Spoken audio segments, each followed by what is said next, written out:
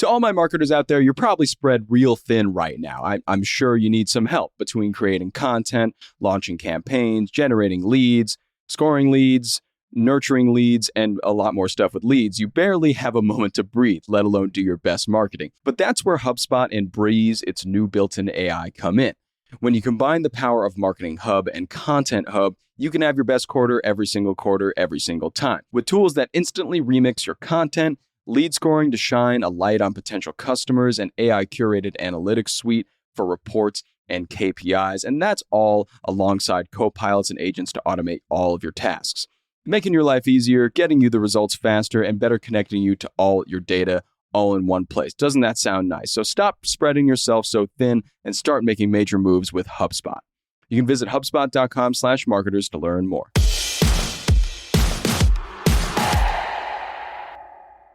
Good morning, everybody. Today is Tuesday, February 4th. I'm John Weigell here with Sara Friedman, and this is the Hustle Daily Show.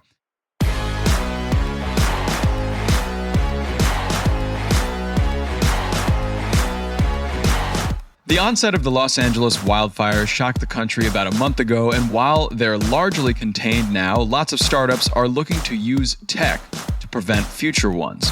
So how much money is behind these startups, and how will they help douse fires before they get started? We'll get into all that, but before we do, let's give you the news in business and tech. First up, if all you're reading about this week are Trump tariffs, you're not alone, but a big effect of these tariffs is hindering online retail giants like Shein and Temu. Now, shipments entering the U.S. under $800 will all be taxed, giving Amazon quite an edge above the international discount giants. Next, over to sports. Sports apparel companies are not stopping with sponsoring pro and college athletes anymore. No.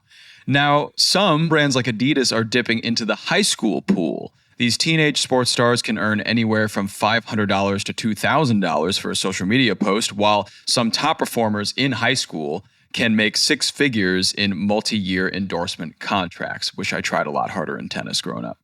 From there, we go to AI. AI won a Grammy this year, kinda. The Beatles' 2023 song Now and Then, which was created using machine learning to modernize an original John Lennon demo, took home the award for Best Rock Performance. Sara, what do you make of this song winning a Grammy? Yeah, this one's pretty interesting. We've written a lot about the negative effects of AI on the music industry, a lot about how AI can learn from an artist's voice and essentially mimic their style and not technically steal their work, but, kind of steal their work. But this is a different type of application, which I think is interesting. In this case, the other members of the Beatles wanted to piece a track together using John Lennon's demo from the 70s, but they couldn't because of the technical limitations of the lo-fi demo. So machine learning was actually able to isolate and clean up Lennon's voice from the original recordings and allow them to kind of finish this project. So I think it's a really cool application for AI in music, kind of a less sinister one than others that we've seen already. So I'm curious if we'll see this more or how it could be applied.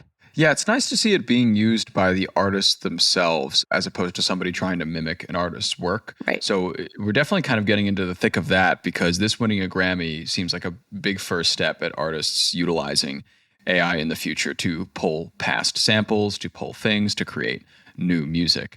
Kind of scary still, but a little better than previously. Yeah, we're inching towards something that feels good, I think. Yeah. And finally, pet supply company Chewy took the top spot on the American Customer Satisfaction Index survey of about 41.8 thousand online retailers, as it has for the last 3 years. While customer satisfaction dipped for over 66% of brands and 1% overall year over year, Chewy's satisfaction score rose 1%. And experts attribute this to small touches that kind of connect them with customers, like e-cards on pets' birthdays.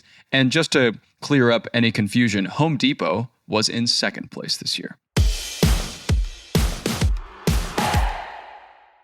Hey, everybody. I've been listening to this awesome podcast lately. It's called Nudge, hosted by Phil Agnew. It's brought to you by the HubSpot Podcast Network, the audio destination for business professionals. So have you ever noticed how the smallest changes can have the biggest impact? On Nudge, you learn simple, evidence-based tips to help you kick bad habits, get that raise, and grow a business. Every bite-sized 20-minute show comes packed with practical advice from admired entrepreneurs and behavioral scientists alike. And Nudge is fast-paced but still insightful with real-world examples that you can actually apply. Oh, and by the way, it's the UK's fastest-growing business podcast. I was listening to an episode recently that Phil, the host, had on Harvard professor Mike Norton, and Mike convinced Phil that he had to handwrite every single one of his emails before sending them to understand what he was really trying to talk about. This process, although it sounds insane, he claims, Phil, that it made his emails 3.5 times better. You got to listen to this podcast. It's a great way to understand how email marketing can help your business. You can listen to Nudge wherever you get your podcasts.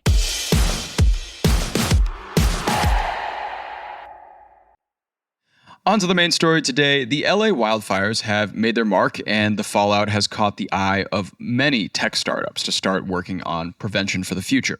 So first, Sara, can you talk to me about the likelihood that we'll see another fire of this magnitude or similar in the near future? Yeah, so according to a new study from World Weather Attribution, because of the extreme weather conditions that caused the fires, things like overgrown vegetation, drought, strong winds, they are estimated to occur about every 17 years. And that's a 35% increase in likelihood. So a pretty drastic jump, just all because of climate change. Yeah, that's a pretty high jump. And given what we saw this year, we are not looking forward to receiving more of that. Right. So as time goes on, it seems like a lot of companies are starting to pick their heads up and see what can be done. So through your research, what are these startups looking to do? How are they looking to do it? And first, maybe who are they? Yeah, there's a pretty rapidly growing group of startups that are using mostly tech solutions to fight future wildfires. I think they fall into different buckets, the first being fire prevention. So there's a company called Vibrant Planet, and they use data to help utilities and land managers predict where wildfire risk is the highest and to mitigate that risk before it even happens. There's also BurnBot. They raised $20 million last year, and they create a remote controlled machine. It looks like, this big metal robot on wheels, essentially, that safely burns vegetation to prevent future fires. Because as we know, kind of the perfect storm for the California fires, a big part of that was the overgrowth that had happened from actually having rain. And then that overgrowth gets dried up. So if we can trim that down, and in this case, burn it in a controlled way, it can actually help to prevent future fires. And then early detection is a big thing as well. So a company called Pano is focusing on that, and they use AI to analyze data from field sensors, satellites, cameras, emergency alerts, kind of an all-around way of monitoring and detecting fires kind of the first second that they can so that you can eliminate the spread. This feels kind of inevitable. So if we can at least catch that first spark, it can make a huge difference. There's also a company called FireSat. That's a Google-backed constellation of satellites that uses AI to track wildfires. So we're looking at them from the skies, the ground, using all sorts of technology to prevent them entirely is ideal, but also catching them early would be really helpful. Yeah, I mean, it seems like a lot of these will be able to detect them pretty early, or maybe even before they start or spread. But also, are there any ones that are working on what happens if it does actually start and spread, as we just saw last month? Yeah, definitely. So that's kind of the third bucket of these startups. When this inevitably happens, again, how can we contain it once it's already burning? And there's a really interesting company in Israel called Fire Dome. And they've already raised, I think, a total of $4.5 million in funding to build an AI-powered fire defense system. And it was modeled after the country's missile defense system, which is called the Iron Dome. So essentially, it launches capsules containing eco-friendly fire retardant and water into the air. And the capsules release the materials at whatever designated coordinates the person operating them picks. So you can essentially create like a perimeter of fire suppressant around an actively burning fire. And then AI-powered systems can detect and extinguish any additional fires caused by the embers that fly off, which is also a huge problem. So it's a really cool application of technology, kind of amazing to be able to type in coordinates and have the fire blocked off and put out. If this is successful, it would be pretty amazing. Yeah, sounds very tech and sci-fi movie-esque almost. To get rid of a fire in that fashion seems very futuristic. But that's good news to see that there are so many companies in prevention and trying to make this problem less problematic, let's say, as time goes on.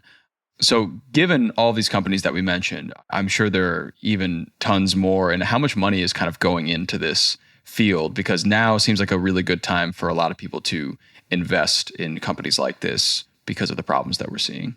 Yeah, I mean, as I said, even just that one company, Fire Dome, has already raised $4.5 million in funding, and they're fairly new. And there are roughly, I think, 90 companies working on tech to prevent, detect, extinguish wildfires. And the total valuation currently is at $5.1 billion. So, I mean, I think we all know that this is becoming an inevitability as we started the conversation with climate change. This is something that will happen. So it's just about figuring out how to prevent it. And I think that's the reason for watching so much fundraising pouring into the space. Yeah, there will be, of course, an uptick of extreme weather going forward. So it's nice to hear some positive news about ways that we could potentially combat it in the future. So that's exciting.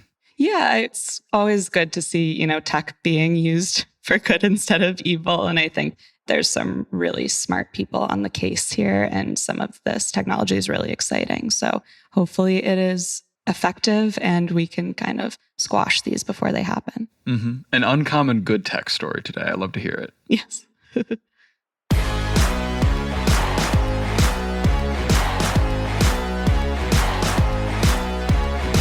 All right, and that's going to do it for us today. Thanks for tuning into the Hustle Daily Show. We're a proud part of the HubSpot Podcast Network. Our editor is Robert Hartwig. Our executive producer is Darren Clark. We've got a ton more tech and business coverage in our newsletter. If you're not subscribed, go sign up at thehustle.co/email and follow us on Instagram at The Hustle Daily. We'll see you tomorrow.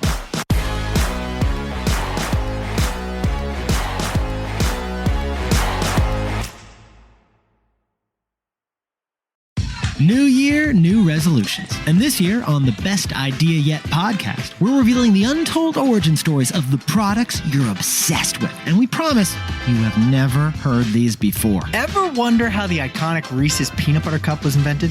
Because it was by accident. H.B. Reese, a former frog salesman, true story, stumbled upon the idea after accidentally burning a batch of peanuts. Classic. Proving that sometimes our best ideas arise from what seem like our biggest mistakes. And Jack, did you know there's a scientific explanation why humans crave that surprising combo of peanut butter and chocolate? I didn't, but it sounds delicious. It is delicious. So, if you're looking to get inspired and creative this year, tune in to the Best Idea Yet. You can find us on the Wondery app or wherever you get your podcasts. And if you're looking for more podcasts to help you start this year off right, check out New Year, New Mindset on the Wondery app. Who knows? Your next great idea could be an accident that you burned. This is Nick. And this is Jack. And we'll see you on the Best Idea Yet.